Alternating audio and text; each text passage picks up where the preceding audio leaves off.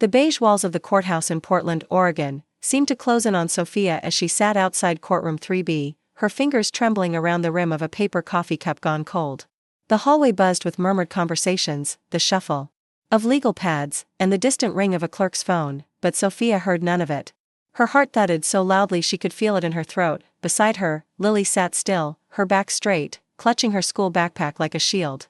At 15, she had mastered the art of silence, not the timid kind, but the defiant quiet of someone who had learned early to read a room, to choose words carefully. She had her mother's wide-set eyes, and today, they held a steady intensity. Sofia wished she could borrow for herself. Sofia's lawyer, Monica Calderon, a sharp and steady presence with a calm voice, was flipping through the thick case file. "He's going to try to paint you as unstable," she said, not looking up. "Financially irresponsible. Emotionally erratic. We've prepared for this." Sofia nodded, but her stomach coiled tighter. What preparation could steady someone for this? For facing the man who once whispered promises into her ear and now hurled accusations across courtrooms? For defending her right to raise the daughter she had nurtured through scraped knees, sleepless nights, and math homework breakdowns? The courtroom door opened with a heavy groan. A clerk peeked out. "Case number 22, D. 371. Torres. Monica stood. Sofia rose slowly, smoothing the front of her skirt with clammy hands. Lily looked up at her, silent. "Remember what we talked about," Monica said gently. "Let me lead. Keep your responses clear and brief. Don't let his lawyer provoke you." Sofia nodded again. She had practiced this. Rehearsed her testimony a dozen times in front of a mirror. But it wasn't the words she feared, it was the way the judge might choose not to hear them. Inside, the courtroom was colder than the hallway. The judge, an older man named Harold Bryson, peered down from the bench, his face unreadable. Sofia's ex-husband, Daniel, sat across from her, flanked by his attorney, Gloria Vaughn. He wore a navy suit, his silver hair neatly combed, his expression that of calm entitlement. He didn't look at Sofia. They had been married for 23 years. Their marriage had eroded slowly, worn down by Daniel's condescension and control. When Sofia finally left, with nothing but a part-time job and Lily's hand in hers, she thought the hardest part was behind her. It wasn't Judge Bryson. Opened with a clipped greeting and launched into procedural matters. Daniel's lawyer immediately began laying out their case, asserting that Sofia lacked the financial stability to provide for Lily, that she had been emotionally unpredictable during the marriage, that Daniel could offer structure and consistency. When it was Sofia's turn to speak, she stepped forward, her statement clutched in her hand. "Ms. Torres," the judge interrupted before she could begin. "Please keep your comments concise. We're running behind schedule." She tried again. "Your Honor, I said concise," he snapped, not unkindly, but with a tone that suggested he had already made up his mind. Monica rose to object. But the judge waved her off. Sofia swallowed, the edges of her statement crumpling under her fingers. This was her life, her daughter, and he was treating it like an overdue file on his desk. When he cut her off a second time, denying her the chance to finish her prepared remarks, Sofia felt something break loose inside her. Not rage. Not despair. Just a cold, clear certainty. She was not going to be allowed to speak her truth in this room, but someone else could. She turned, eyes meeting Lily's. The teenager stood without being asked. "Excuse me, Your Honor," Lily said, her voice steady, carrying across the silent courtroom. "If my mom's not allowed to read her statement, I'd like to read it for her." Gasps rippled through the room. Monica blinked. Gloria Vaughn looked scandalized. Daniel opened his mouth, but no sound came out. Judge Bryson hesitated, clearly flustered. "This is highly irregular," he muttered. "I'm part of this too," Lily said. "I'm the reason we're here. And I think it's fair that you hear what she wrote."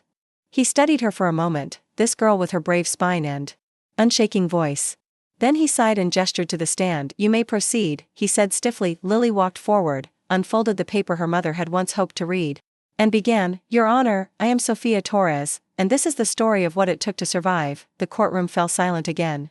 This time, not because someone had been silenced, but because someone, against all odds, had found a way to speak. Lily's voice echoed through the courtroom, clear and unwavering despite the tremor Sofia could hear beneath it, a tremor only a mother could recognize. Sitting at the table, Sofia felt her chest tighten with a mixture of awe and guilt. Awe at her daughter's courage, guilt that it had to come to this, that Lily had to shoulder a burden that no teenager should have to carry. Lily held the folded pages in both hands, her fingers curled tightly around the edges. She didn't look up as she read. "Your Honor, my name is Sofia Torres. I have been a wife, a mother, and for many years, a woman quietly enduring more than most will ever know. I'm not here to speak poorly of Daniel. I'm here to tell the truth, the whole truth, because it matters. Because my daughter deserves to grow up in a home built on honesty and respect, not fear and control. For most of our marriage, I stayed. I stayed through the silences, through the put-downs disguised as jokes, through the constant erosion of who I was. I stayed because I believed I could fix it, or that maybe I was the problem. But I was not. I gave up my career to raise our daughter. I did so willingly, because she was, and is, the center of my world. But I was never allowed to forget that the roof over our heads, the food on our table, came from Daniel's paycheck. He reminded me often. And when I started part-time work to regain some independence, he mocked it. Called it, play money. I am not unstable. I am not irresponsible. I am someone who finally said, enough. A murmur rustled through the courtroom. Judge Bryson sat unusually still, his pen paused midair. Daniel shifted in his seat, his jaw tightening. Gloria Vaughn leaned toward him, whispering urgently, but he didn't respond. Lily paused to take a breath. Sofia could see her blink rapidly, willing the tears away, and then she continued. Leaving was the hardest thing I've ever done. I walked out with a duffel bag, a child, and no certainty, only hope. I've worked 2 jobs since then. I've rented a small 2-bedroom apartment. It's not much, but it's filled with love, with books and laughter and late-night talks over microwaved pasta. I do not ask for pity. I ask for recognition. That I am a capable, devoted mother. That my daughter is thriving not in spite of me, but because of me. Your Honor, I wrote this because I was afraid I wouldn't be heard. That fear was not misplaced. But my daughter, our daughter, deserves to know her mother never gave up, not on herself and not on her. Lily lowered the paper slowly. A long, breathless silence followed. The courtroom had changed. The air, once filled with tension, now held a different weight, a quiet, palpable gravity. Even Judge Bryson seemed affected. He cleared his throat, then removed his glasses and set them on the bench. Thank you, Miss Torres, he said, his voice subdued. Lily returned to her seat without a word. Sofia reached for her hand, and Lily didn't pull away. Their fingers intertwined, 2 people, 2 generations, holding fast in a storm. Daniel leaned forward, whispering something to his attorney, but Gloria shook her head. We'll wait, she muttered. Let the judge absorb it. Sofia noticed Monica watching the judge carefully, reading his body language. She leaned toward Sofia. That was powerful, she said under her breath. Very powerful. For the first time that morning, Sofia felt a flicker of something she hadn't dared to feel before. Hope. The judge resumed the hearing, calling for the next witness. But nothing that followed, not the financial analyst's dry breakdown of numbers, not Daniel's meticulously crafted testimony, could erase the raw authenticity of Lily's reading. It had been personal, human, real. By the time the court adjourned for the day, Sofia felt physically and emotionally drained. As they stepped into the hallway, reporters waited, drawn in by whispers of an emotional courtroom moment. Cameras clicked, microphones hovered. Monica blocked most of them with a curt wave, shielding Sofia and Lily as they made their way outside. Once on the sidewalk, Lily turned to her mother. Did I do it right? She asked, voice soft. Sofia stopped. Looked at her daughter, the girl who had grown up too fast, who had seen too much, but who still had the heart to fight for the truth. You didn't just do it right, Sofia said, tears finally breaking loose. You saved me. They stood on the courthouse steps, arms around each other, mother and daughter. The city moved on around them, buses groaned past, strangers checked their phones, the sky turned a soft orange. But in that moment, nothing else mattered, because they had spoken. And they had been heard. The next morning arrived gray and heavy. Portland skies, forever poised between drizzle and downpour, matched Sofia's mood, a quiet storm simmering just beneath the surface. She woke before dawn, unable to sleep after the hearing. The apartment, modest and worn around the edges, was still dark. In the kitchen, the coffee machine sputtered to life, the scent grounding her in the now. Sofia stood barefoot on the tile, staring out at the streetlight casting soft shadows across the wet sidewalk. She thought about how Lily had stood yesterday. Straight-backed, resolute, and wondered what her daughter had held back, what invisible weight she had carried to make her mother's voice heard. At 6:12 a.m., her phone buzzed. Monica. You're going to get calls today. From reporters. Don't answer. Let it cool down. And Sofia, yesterday mattered. He may still push back, but you made an impression. Don't let go of that. Sofia texted back a quiet thank you, then went to wake Lily for school. The teenager emerged groggy but alert, slipping into her hoodie, earbuds dangling. She glanced at her mom. You okay? Sofia hesitated, then smiled faintly. Getting there. People were talking, Lily said, grabbing a granola bar from the counter. Online. At school. It's weird. Weird how? Some girl in homeroom said we were brave. Like, capital B brave. She rolled her eyes, but there was color in her cheeks. Sofia reached over, brushing a loose strand of hair from her daughter's face. You were. Lily slung her backpack on. You know it's not over, right? I know. And if we lose, we won't, Sofia said, not with confidence, but with conviction. And even if the court doesn't see it, you gave me something I'll never forget. Lily nodded, then headed for the door. Buses early on Thursdays. After she left, Sofia sat on the couch, her legal file open in her lap. Inside were affidavits, tax records, therapist letters, school reports, every detail of her life dissected, reduced to facts and forms. It felt cold. Clinical. The opposite of what parenting truly was. She flipped through it all until she reached a letter, a statement from Lily's school counselor, Ms. Atkins. Sofia had read it before, but this time, she lingered. Lily Torres has shown remarkable emotional intelligence. Despite the ongoing custody situation, she continues to perform well academically and demonstrates strong interpersonal skills. She has described her home environment with her mother as safe, supportive, and calm. Safe, supportive, calm. 3 words she had fought hard to make true. By midday, the emails began, reporters requesting interviews, podcasters hoping for a quick statement, one even offering a small honorarium. Sofia ignored them all. This wasn't a story to be sold. This was her life. Later that afternoon, Monica called again. Daniel's team wants a meeting. Off the record. Mediation room. Sofia sat up straight. Why? They're feeling the shift. He wants to propose a new custody agreement. Probably still partial, but I think he's rattled. That doesn't mean you should agree to anything just yet. Sofia's pulse quickened. When? Tomorrow morning. 9 a.m. Just us, them, and a neutral mediator. No judge. Sofia exhaled. She had prepared for court battles, but this, a private sit-down with the man she had once trusted above all, felt more daunting. There were no rules of evidence in a closed room. No clocks forcing brevity. Just 2 people facing each other across a table, the past laid bare between them. That evening, she made dinner, pasta with garlic and olive oil, one of Lily's favorites. They ate in silence for a while until Lily finally asked, Do you think he'll change? Sofia took a long sip of water before answering. No. But I think he's realizing you're not his to control anymore. Lily nodded slowly. Good. They watched an old sitcom on the couch afterward, something familiar and harmless, laughter coming in little bursts. It felt like normal, something precious and rare these days. At bedtime, Sofia stood in Lily's doorway, watching her daughter arrange her blankets just so, curl onto her side. I love you, Sofia said. I know, Lily mumbled. I love you too. Sofia turned off the light and went to bed, but she didn't sleep much.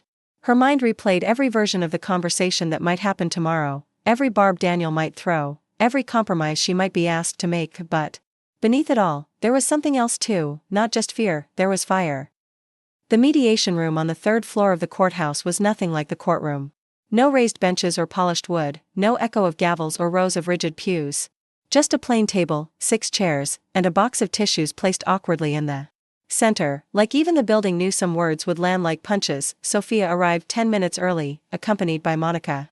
They sat side by side at one end of the table, a small pile of papers between them, not the full case file, just essentials. Monica's legal pad already had 2 names underlined in blue ink, Lily and custody options. Daniel entered a few minutes later, alone except for Gloria Vaughn, his ever-composed attorney. He gave Sofia a nod, not quite a greeting, more an acknowledgement.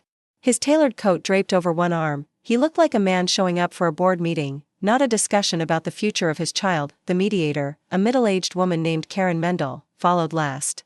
She had soft, lined eyes and a neutral, professional calm about her, the kind of presence that didn't demand silence, but earned it. Let's begin, Karen said gently. Once everyone had settled, Monica folded her hands. We understand. There's a proposal. Gloria glanced at Daniel, who gave a slight nod. My client is prepared to offer a revised custody arrangement, Gloria said. Shared legal custody, alternating weekends, and 3 weekdays per week with Mr. Torres. He believes this is in Lily's best interest. Sofia didn't respond right away. She'd been expecting this, a reshuffling of time on a calendar. As if Lily were an object to be split down the middle. She looked at Daniel directly. What changed? She asked. Daniel cleared his throat. I don't want this to turn into a war. Monica tilted her head slightly. That didn't seem to be a concern until your daughter spoke in court. Daniel's jaw tightened. I didn't realize how deeply influenced she'd been. Sofia flinched, but she kept her voice steady. Lily wasn't influenced. She spoke her truth. You just didn't like what it sounded like. Karen raised a hand gently. Let's focus on what's best for Lily moving forward. Sofia nodded. What's best is that she has stability. And that she isn't pulled between two homes every other day. She has school, activities, a routine. She needs consistency. Daniel leaned forward. I'm her father. I've never said you weren't. Then I deserve equal time. Sofia looked at him carefully. Do you want equal time, or do you want control? The room fell still. Even Karen hesitated. Daniel looked away. I'm not trying to take her from you, Sofia said, her voice softer now. But I won't let you take her from me either. Not by force, not by guilt, and not by strategy. Gloria tried to interject, but Monica was quicker. My client is open to compromise, a realistic schedule that works for Lily. But she won't agree to something that destabilizes her daughter just to appease optics. Karen took a few notes, then looked up. Let's take a 5-minute break. Emotions are running high. Outside the mediation room, Sofia walked a few paces down the hallway and leaned against the cool concrete wall. Monica stood beside her, arms crossed. You're holding your ground, Monica said. Sofia nodded, though her hands were shaking slightly. He's used to having the upper hand. Even now, he's testing boundaries. I know, Sofia said. Quietly. He always did. When they returned, Daniel seemed slightly deflated. Gloria handed over a revised draft, an alternate proposal. 3 weekends a month, 1 overnight during the school week, and shared holidays. Sofia studied the page. It wasn't what she wanted. But it wasn't what Daniel had hoped for either. It was a middle ground, uncomfortable, imperfect, but livable. Karen turned to her. Ms. Torres? Sofia took a long breath. I'll consider it. But I need to talk to Lily first. I won't make this decision without her. Karen nodded approvingly. That's fair. They wrapped the session with tentative agreements. No signatures yet, just outlines. Enough for the judge to review. Enough to show movement. As they stepped outside into the parking garage, Monica turned to Sofia. That was a win. Sofia gave a tired smile. It didn't feel like one. That's how most real victories feel. Quiet. Unfinished. That evening, as they sat down to dinner, Lily asked, how did it go? Sofia didn't sugarcoat it. We're closer to an agreement. It's not perfect. But you'll have a say before anything is final. Lily poked at her food. I don't want to choose between you. You won't, Sofia said firmly. But you'll be heard. Lily nodded, then set down her fork. Good. Because I still have things to say. Sofia smiled. Then we'll find a way to say them. Saturday morning arrived without fanfare. No court hearings, no lawyers, no deadlines. Just quiet, the kind of stillness Sofia hadn't felt in months. It was barely 8 a.m. when she heard Lily's footsteps in the hallway, the floor creaking under her soft steps. She emerged in her pajamas, holding a sheet of paper. I wrote something, she said simply. Sofia, still holding her coffee, nodded. Okay. Can I read it to you? Sofia sat at the edge of the couch and gestured for her daughter to sit beside her. Lily curled up with her knees tucked under her and unfolded the page. Her hands were steady this time. There was no courtroom. No judge, just the two of them, and a quiet apartment that had come to symbolize freedom and fragility all at once. This is what I wish people understood about growing up between two parents who stopped loving each other. It doesn't mean they stopped loving me. But it means I had to learn how to read the room before I knew how to write a full sentence. I know how to predict a mood by the way a door closes. I know how to sit still so adults don't notice I'm in the room. I've seen my mom cry in the shower. I've seen my dad pace the living room, muttering to himself. I love them both. But I also see them clearly. And what I want, more than schedules and court dates, is for them to stop trying to prove who's better. I don't want to be asked who I'd rather live with. I want to live where I feel safe. And I feel safe with my mom. Sofia blinked hard, a lump rising in her throat. Lily, her daughter, folded the paper carefully and looked up. You don't have to say anything. No, Sofia said. I do. That's the clearest thing anyone has said this whole time. Including me. Lily shrugged, then leaned against her mother's shoulder. I just got tired of everyone else doing the talking. Sofia rested her cheek on Lily's head. Then maybe it's time we stop letting them. That afternoon, Sofia emailed Monica the letter. She didn't ask permission from Lily, she didn't need to. Lily had handed it to her not as a secret, but as a statement of fact. Her truth, in her words. Monica responded within the hour. This is powerful. We can submit it as part of the case file. It won't decide everything, but it will matter. The following Monday, Sofia and Monica were back in court. Not for a trial, but for a status review. Judge Bryson sat at the bench again, this time more attentive, less hurried. Daniel was there too, flanked by Gloria. The air was less hostile than before, not warm, but no longer icy. Monica stood to speak. Your Honor, before we discuss the tentative custody agreement, we'd like to submit a written statement from Lily Torres. It was written independently, with no coaching from either party. Judge Bryson adjusted his glasses. Very well. As he read, a quiet settled over the room. Not the silence of protocol, but the stillness of impact. He didn't rush. His eyes moved deliberately across the page. When he finished, he set the letter down and looked up. I appreciate the clarity, he said. It is rare that a minor expresses herself with such thoughtfulness. Gloria shifted uncomfortably, but said nothing. Judge Bryson looked between the parties. Based on the statements submitted, and the compromise reached during mediation, I see a viable framework forming here. I encourage both parties to finalize it without dragging Lily through further litigation. Daniel looked at Sofia for the first time in days. I'll agree to it, he said. Sofia didn't trust the moment. She waited for the but that never came. I want her to be okay, he added. That's all. It wasn't an apology. But it was something. Outside the courtroom, Monica gave Sofia a quick nod. That's a win. Quiet, but solid. Sofia let the moment sink in. Her feet felt rooted, steady. No papers had been signed yet, but the tone had shifted. The walls were no longer closing in. They were expanding. When she picked Lily up from school, her daughter tossed her bag into the back seat and climbed in. Well, she asked. Sofia reached for her hand. You did it, she said. We did it, Lily corrected. They drove home in silence, not because there was nothing to say, but because sometimes, peace is its own kind of victory. It was a Wednesday when the final agreement arrived. Monica emailed the official documents in the early afternoon, her message short but steady. It's all there. Take your time reading it. No pressure to sign today, or ever, if it doesn't feel right. But I believe this is as balanced as it's going to get under the law. Sofia opened the file on her laptop, her heart already racing before she read the first line. Custody agreement, Torres versus Torres.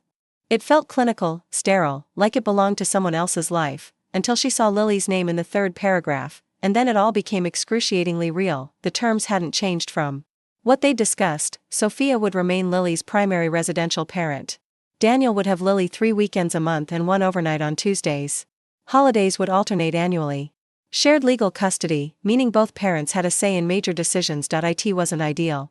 It wasn't complete safety, not from a mother's perspective. But it wasn't unjust either. More importantly, it reflected Lily's wishes in a way that the original proposal never had. Sofia forwarded the agreement to her own email and printed a copy for herself. She read it slowly, a pen in hand, underlining words that felt too final, circling phrases that tried too hard to sound neutral. When Lily got home from school, Sofia was still at the kitchen table, papers spread out like a map of her family's future. Is that it? Lily asked, setting her backpack down. Sofia nodded. This is the final version. The one the judge will approve. Lily slid into the chair across from her. You're going to sign it? I want you to read it first. I want to know how you feel. Lily raised an eyebrow. Don't I have to go along with it no matter what? You don't have to do anything, Sofia said gently. That's the difference now. You get to choose how we move forward. Lily took the pages and read for several long minutes. Her brow furrowed in a few places. She didn't speak until she had finished. I don't like the Tuesday night, she said quietly. That's when I have yearbook club. It's my one late day. If I have to go to Dad's after, it's going to mess everything up. Sofia exhaled. Slowly. Okay. We'll talk to Monica. We can ask for that to be revised. Lily looked up, searching her mother's face. You'd really fight for that? Even if it's something small? Especially if it's something small, Sofia said. Because those are the things that chip away at you when no one's looking. That night, Sofia sent Monica a note about the Tuesday issue. The next morning, Monica replied that Daniel's attorney had already agreed to swap it for a Thursday overnight instead. No argument. No delay. A quiet concession. It struck Sofia that this was what true compromise looked like, not victory. Not defeat, but adjustment.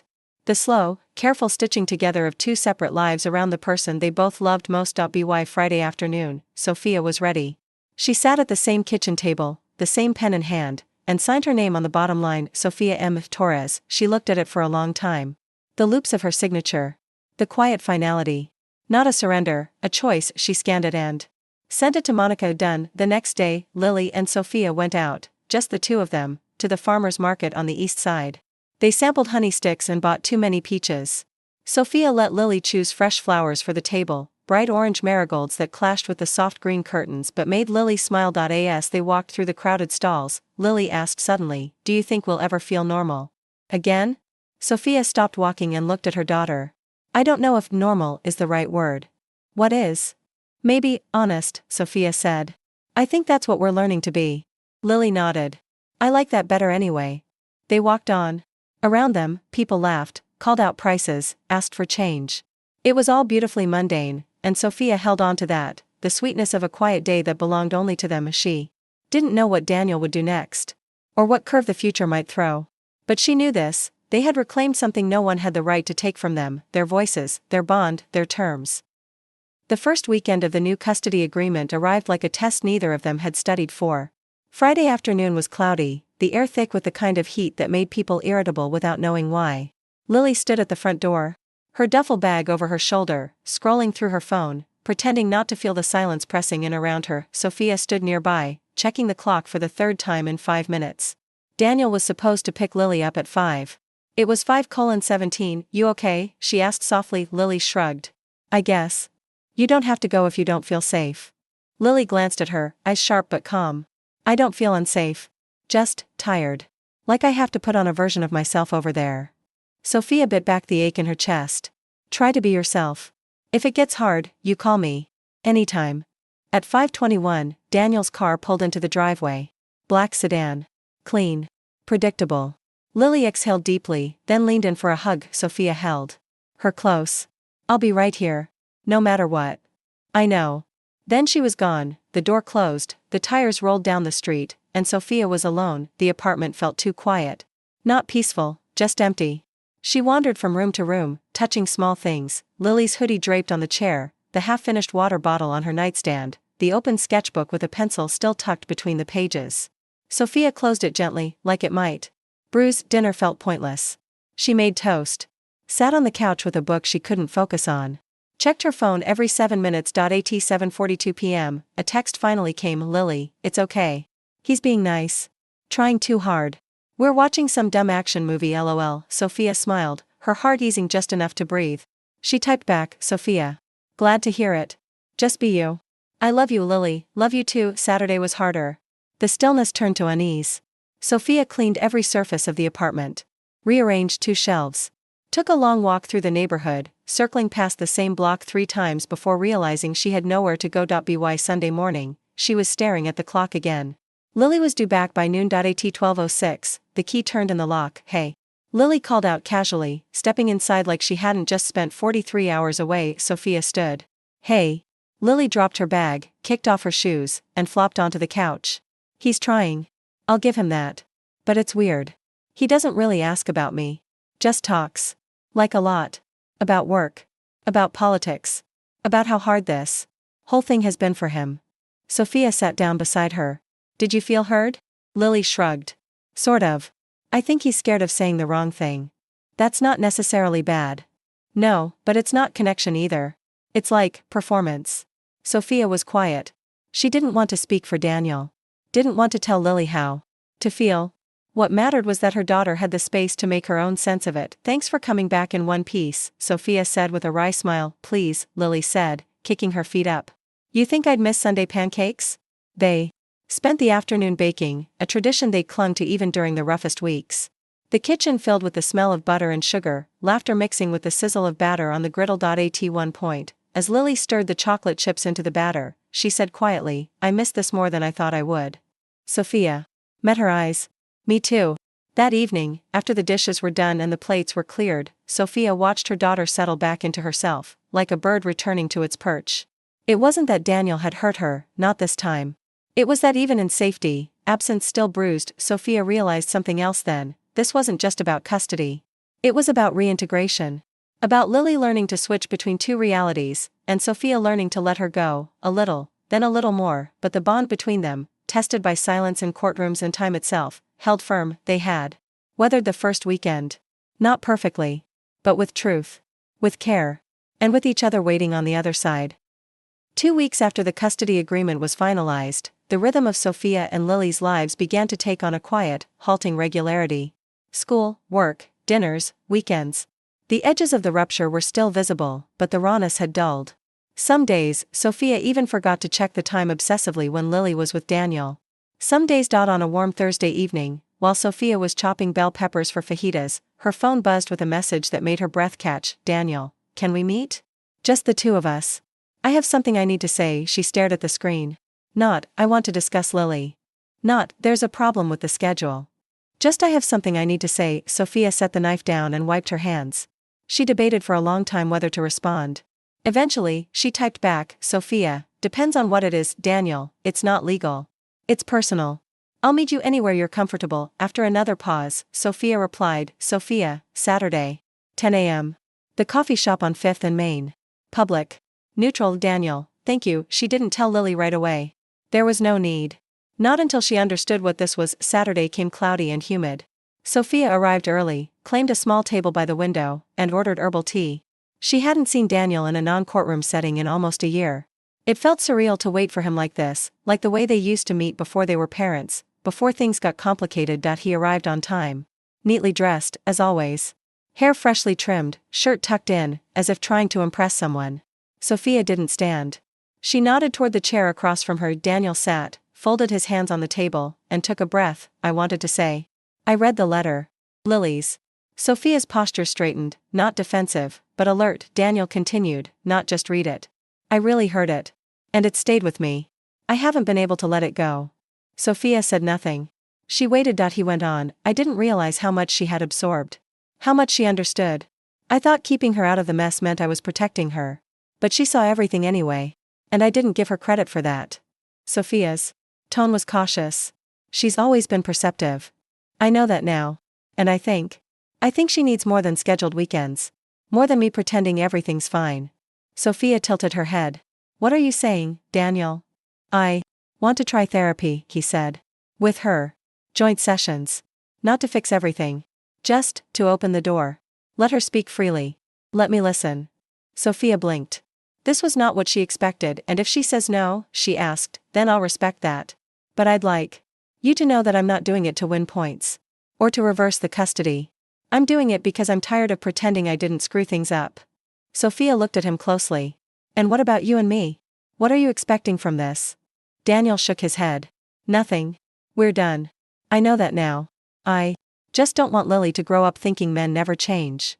Sofia looked down at her tea. The steam had gone cold. You know, therapy isn't a performance, she said. It's not about fixing the image. It's about sitting in the mess. I'm ready for that, he said. At least, I think I am. Sofia exhaled. She didn't forgive him in that moment. That wasn't how it worked. But something in his voice rang true. And she had always told Lily that people could grow, not always, but sometimes. I'll talk to her, Sofia said. But the choice is hers. Entirely. Of course.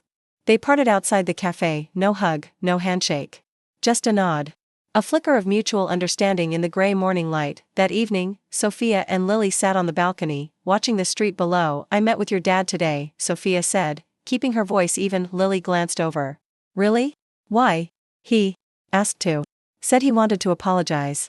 Said he read your letter and that it affected him. Lily looked skeptical. Sofia continued. He asked if you'd be willing to do joint therapy. With him. No pressure. Just to talk. Lily was silent for a long time. Finally, she said, I don't know. That's okay. I'd have to be honest. Like, really honest. Then that's the only way to do it, Sofia said. Lily nodded slowly. I'll think about it. The sun slipped behind the buildings, casting long shadows across the street. Neither of them spoke. They didn't need to. For now, it was enough that Lily had a choice. And a voice, and that someone, finally, was ready to hear her. The waiting room smelled faintly of lavender, and someone had placed a bowl of smooth stones on the coffee table, the kind of small, curated details meant to put people at ease. Sofia sat beside Lily, close but not touching, respecting the invisible perimeter her daughter had drawn around herself since deciding to attend the therapy session with Daniel. Lily had said yes 2 days earlier, quietly, without explanation. I'll try it, she told Sofia after dinner, her tone measured, resolute. Once. Now, sitting in a cushioned chair across from the closed therapy office door, she fidgeted with the zipper on her hoodie, her knee bouncing in slow, nervous rhythm. Want me to wait here? Sofia asked gently. Lily nodded, eyes forward. Yeah, please. The therapist Dr. Melissa Rowan, a calm, steady woman in her early 50s, stepped out into the hall right at 4 p.m. She smiled. At Lily, then at Daniel, who had arrived separately and waited by the door without saying much. Lily? Daniel? You can come in now. Sofia watched as Lily stood, shoulders squared. Daniel looked over briefly, gave a small nod. Then they disappeared inside, and the door clicked shut behind them. The room was quiet again, for the next 50 minutes. Sofia sat staring at a family magazine from 2019, rereading the same paragraph about managing teenage moods without absorbing a single word.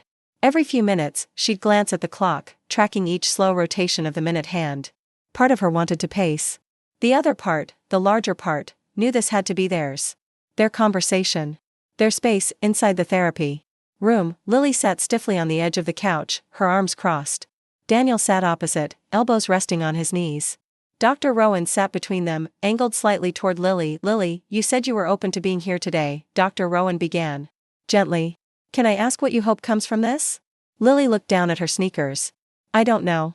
I guess, maybe to say things out loud that I've only said in my head. That's a good place to start. Daniel cleared his throat. I want to listen. That's it. I'm not here to explain myself or justify anything. Lily looked up. You always justify things. Every time we talk, it turns into a speech. Daniel opened his mouth, then paused. You're right. I do. Dr. Rowan nodded. What would it feel like, Lily, if your dad just heard you? No responses. Just listening. Lily leaned back slowly. I guess it would feel like he finally sees who I am. Not who he wants me to be. Daniel's face twitched. I see you. I always have. No, you saw who you needed me to be, Lily said, her voice sharper now. Smart. Quiet. Not too emotional. Not too critical. Not too much. Because when I was too much, you pulled away. You made me feel like I had to earn your love back. Daniel's eyes filled with something, regret, maybe, but he didn't interrupt. He looked down at his hands. I didn't mean to make you feel that way, he said quietly. But I believe you. And I'm sorry. Lily blinked, taken aback by the simplicity of the apology. Dr. Rowan watched them both. That's a good beginning. We're not aiming to fix everything today, or ever, maybe. But this is where repair starts. By the time the door opened again, Sofia stood. She caught Lily's eye first, searching, cautious.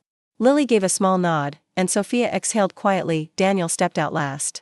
He didn't speak to Sofia, didn't try to overreach. Just gave a quiet nod to Lily and walked away toward his car. Sofia and Lily walked side by side toward the parking lot. How did it go? Sofia asked. Lily shrugged. It was strange. But not awful. Do you want to go again? I think so, Lily said.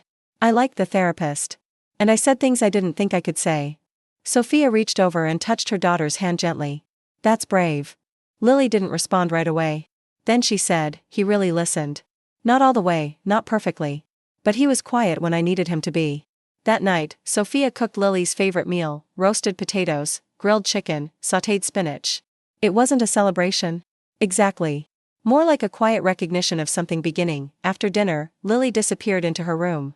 Sofia passed by an hour later and saw her daughter sitting cross-legged on the floor, sketching in her notebook, headphones in. She paused in the doorway. You okay? She asked. Lily looked up. Yeah. Just thinking. About today? About everything. Sofia nodded.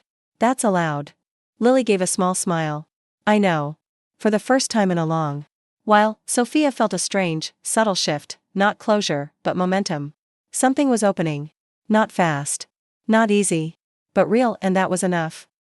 Autumn arrived slowly in Portland, and with it came the kind of crisp mornings that made everything feel possible.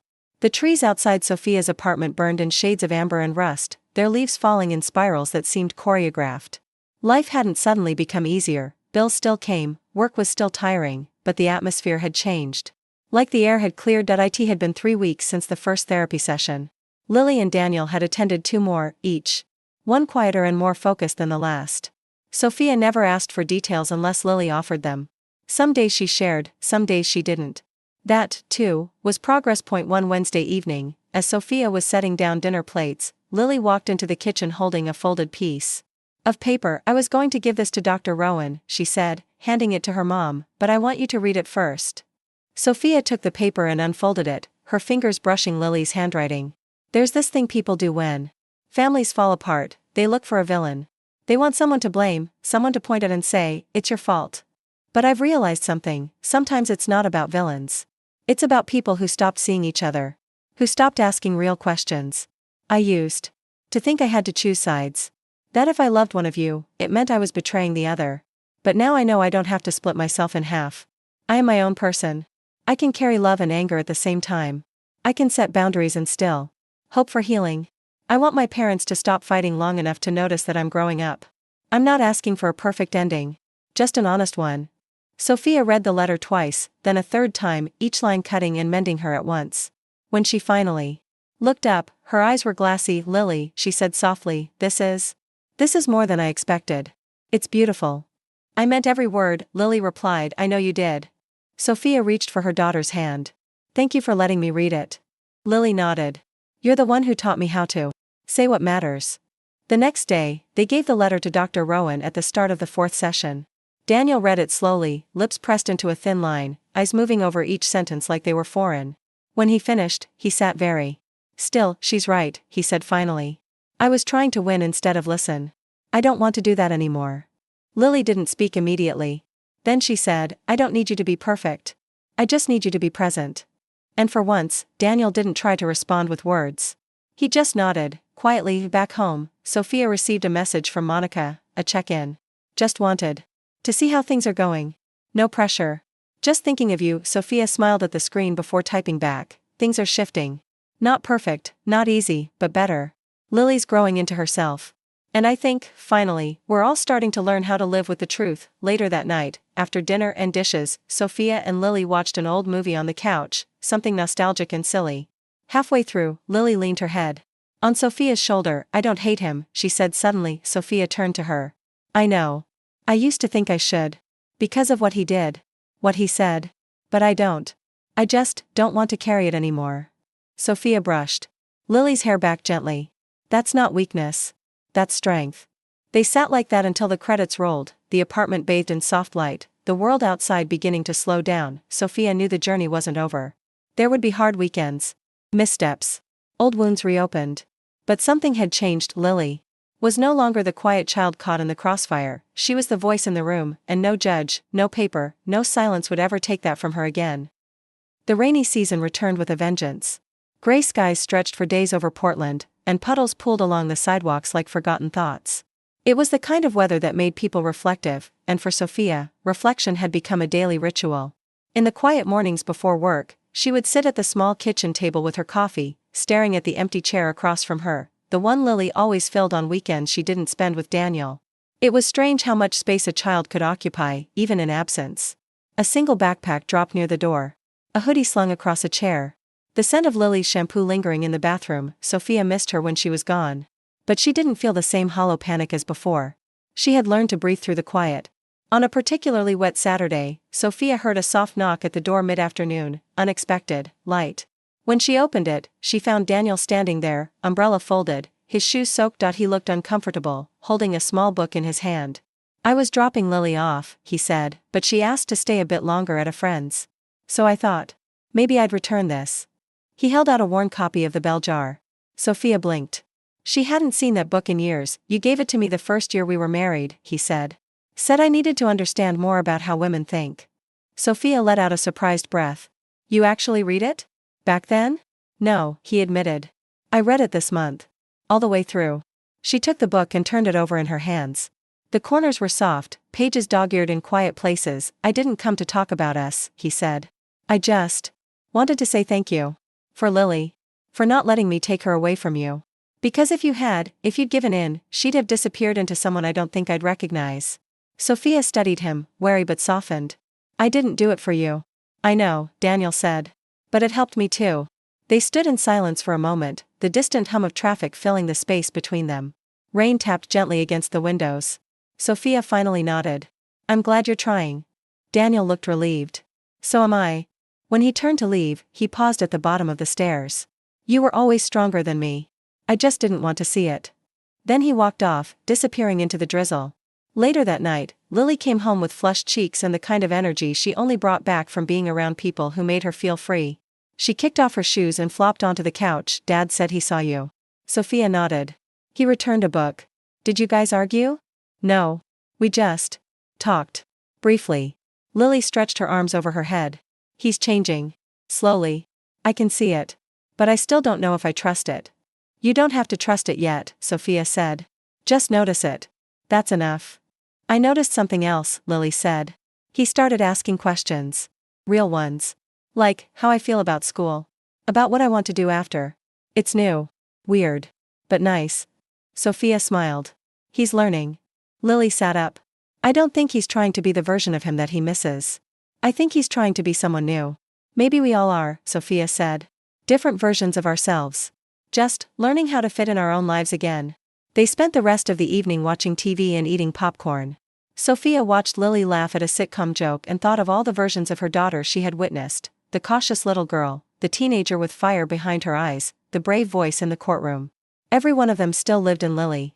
But now, they weren't fighting for space, they were growing together. Later, after Lily went to bed, Sofia opened the bell jar again, flipping through the pages until she found a section marked with a paperclip Daniel must have added. A single line was underlined. I took a deep breath and listened to the old brag of my heart. I am. She closed the book and smiled. The storm, for now, had passed. The school auditorium buzzed with the low murmur of folding chairs and polite applause. It was the end-of-year awards night at Lily's high school, and Sofia sat in the fourth row, palms slightly damp, clutching the printed program like it might anchor her. Her daughter's name appeared twice, once for academic honors, once for a student leadership award. The seats beside her were filled. Monica had come, invited with a quiet text from Sofia. Daniel sat on the far end of the row. At Lily's request, part of the picture, but not the center. They nodded at each other when he arrived. Nothing more was needed. Sofia watched as students crossed the stage, shaking hands with teachers and posing for photographs. She remembered a time not long ago when she wondered if Lily would even want to attend these events, let alone be recognized. But here she was, shoulders back, chin high, her long hair tucked behind one ear, the edges of confidence finally visible without effort. When Lily's name was called, Sofia stood without realizing. She clapped, smiling through tears. Daniel clapped too, slower, but steady. Lily walked across the stage with grace. She didn't wave or look for her parents in the crowd. She didn't need to. She knew they were watching. Afterward, outside in the golden wash of the evening sun, Sofia stood near the curb, chatting quietly with Monica while Lily posed for pictures with friends. Daniel approached a few minutes later. Hesitant, she did well, he said, glancing over at Lily. Sofia nodded. She earned it. Daniel looked down at the sidewalk. I got her a card. Didn't know if you'd already. I did, Sofia said. But she'll appreciate both. He paused, then added, thank you. For letting me be here. For not cutting me out. I didn't do it for you, she said again. I did it for her. But I'm glad you're showing up. Daniel gave a short, genuine nod. I'm trying. She notices, Sofia said. Believe me. A few minutes later, Lily walked over, her cheeks pink with excitement, holding a small bouquet of flowers a friend had handed her. She looked at both her parents and smiled, a smile that held no tension, no performance.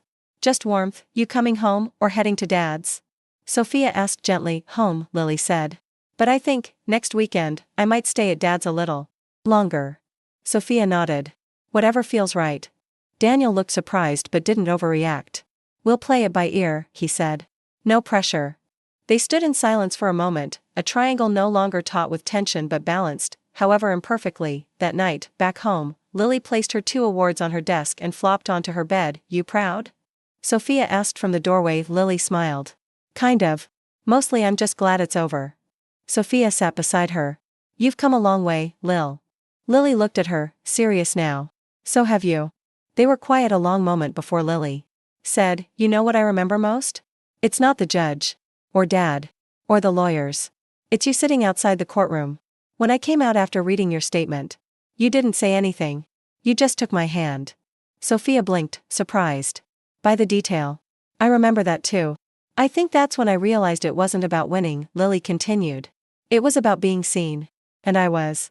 Sofia leaned in, pressing a kiss to Lily's forehead. You still are. Every single day. They turned off the lights. And let the quiet settle in. Outside, the city hummed its familiar nighttime rhythm. Inside, peace lingered not in the absence of conflict, but in the presence of truth. Their story hadn't ended in triumph or tragedy. It ended, instead, with something deeper, understanding, and in that understanding, they had reclaimed what mattered most, not just custody, not just justice, but voice, and once found, theirs would never be taken again.